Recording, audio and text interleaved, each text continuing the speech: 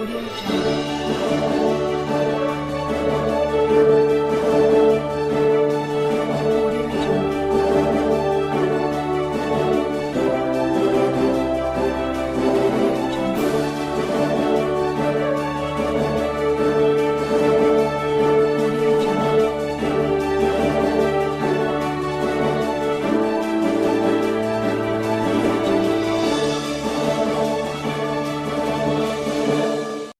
Inclusive Tech Group organizes a workshop program for the disabilities in Ghana with the theme Independent Living for Persons with Disability, the Role of Technology. At the program was the CEO, Dr. Mrs. Millicent, the Executive Director, who encouraged every individual with disability not to look down on themselves. Rather, they should make an effort to demonstrate their talents and to be self-reliant.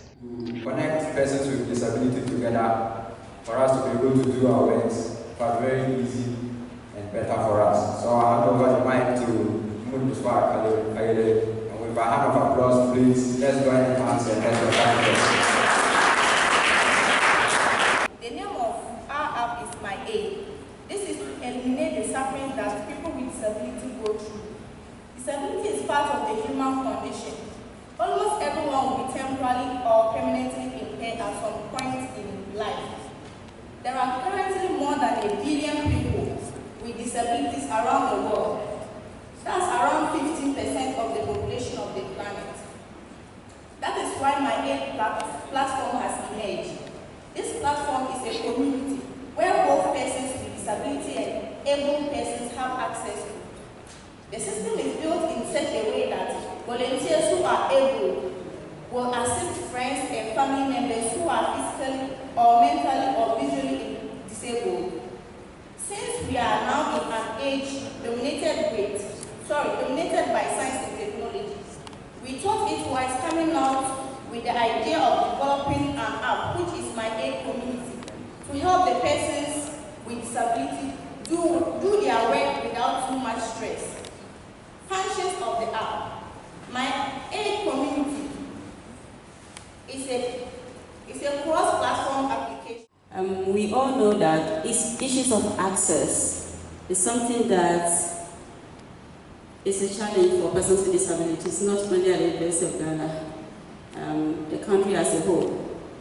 And for us at the University of Ghana, I know that the Vice Chancellor and the University Council, they are working around the clock to ensure access for persons with disabilities, students and faculty. I am saying this on authority because I was a member of the committee that worked on disability policy for the university, and a lot is contained in there. We know very well that in no time. So ask questions, don't be shy. This is not the time to stay alone. This is not the time to sit by yourself, but make a new friend, connect with somebody. If you have a question to any of the judges, any of the mentors, don't be shy. When else did you get an opportunity to be in the room with all these amazing people? So have fun, enjoy, and I can't wait to see what you guys do. And I realized all the things that people saw in me, all the things that I was asking other people to pay for me for my time, I could do it myself. And I decided that I didn't need permission to go do the thing that I was good at. So I went and I built up my own companies, and now I get to give other people an opportunity to be seen and heard. And it's because I just had time to reflect and think in the pandemic that I don't need anyone's permission to be great at what I do. I don't need to over-explain my disability. I don't need to overcompensate because I'm enough. So I'm also a dyslexia ambassador, and it just gives me time and space to show up in different spaces and meet people of all disabilities and champion our causes. In the 72 hours, we want to see what they have and how it's going to enhance the life of persons with disabilities.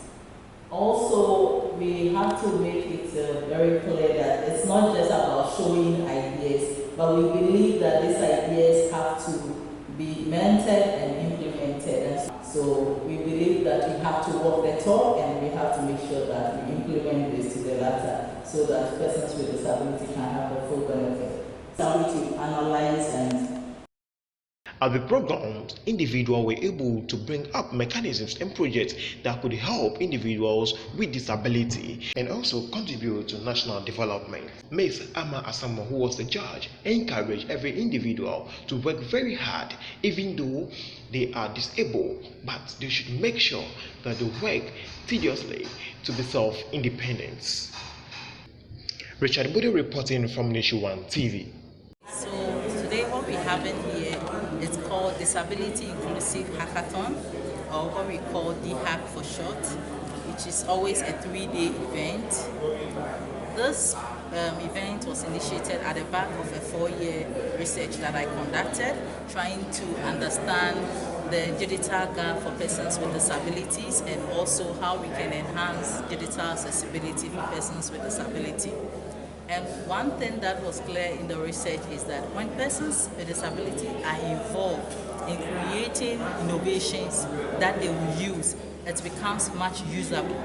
And so Disability Inclusive Hackathon is creating a platform for technocrats to come together with persons with disability and create innovations that persons with disability will use. In the long run, we end up involving persons with disability in the tech space, getting them to create solutions that will work better for them. So how long has it been running? So this is the 2nd year running, and I would say it's been very successful.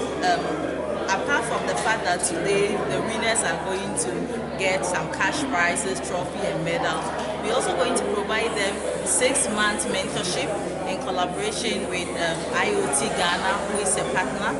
We provide them 6 months mentorship so that they can fully implement the innovations that they have described here today, because most of them are giving prototype. So we are giving 6-month mentorship so that they can fully implement it, and then introduce them to fundraising platforms so that they can set up themselves.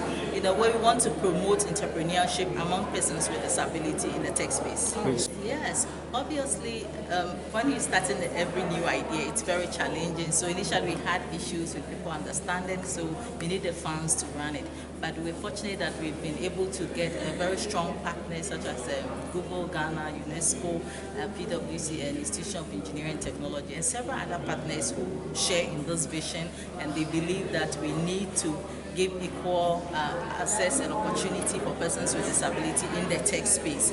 And so as a disability tech advocate, I'm very glad that I have them on board, and I know that we're looking at in the next 5 years, we can tell a different story altogether when it comes to tech among persons with disabilities. Okay, so currently we are not giving monies to anybody to start up.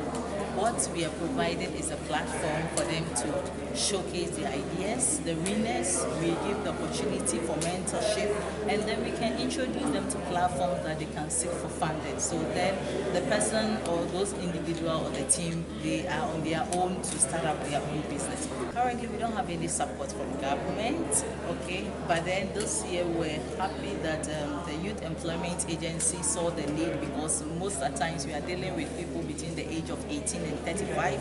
So the Youth Employment Agency came on board as a lead partner to support us to push the agenda so that persons with disability can also have more independent living. I think that anyone who was present here will see the innovations that persons with disability are doing, and you can accept and attest to the fact that they are capable.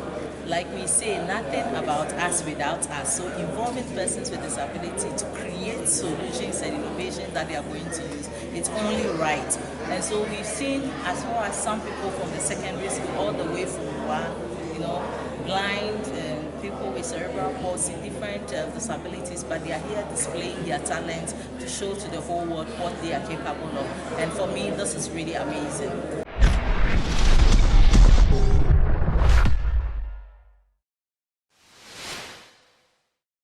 Thank you for watching Nation One TV. Kindly subscribe for more news updates.